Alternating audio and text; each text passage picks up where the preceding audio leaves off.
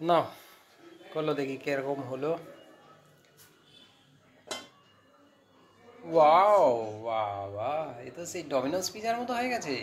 হ্যাঁ বাহ সুন্দর হয়েছে। এটা এখন তোমার রেডি হয়ে গেছে? গ্যাস বন্ধ করে দিচ্ছ? হ্যাঁ ঠিক আছে, নামাও। থালা নিয়ে আজকে হোমমেড পিজা, দেখা যাক কিরকম হয়েছে।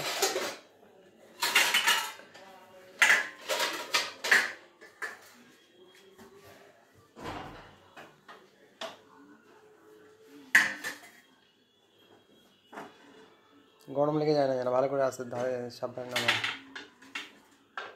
ওই নামিয়ে ওটা গরম, এটা চালুটা সামনে উপরে তুলে রাখো, আর ওটাকে এতে নিয়ে আসো, টেবিলে নিয়ে আসো।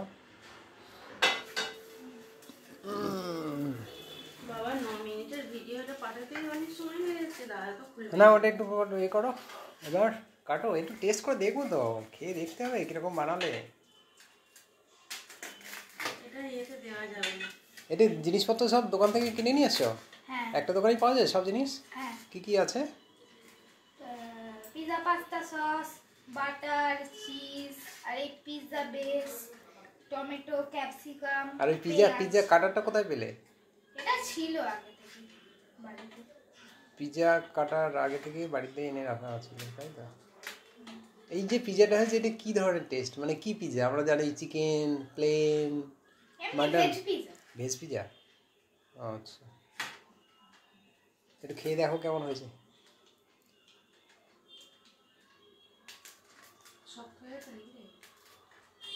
না না নরমই আছে।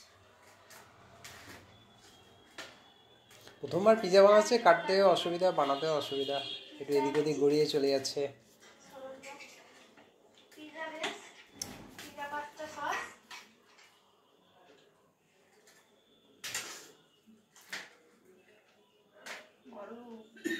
গরমটা এই করো না, একটা স্লাইসকে ভালো করে দু সাইডটা চেপে চেপে কাটো, একটা পিস কেটে বেরিয়ে যাবে তাহলে।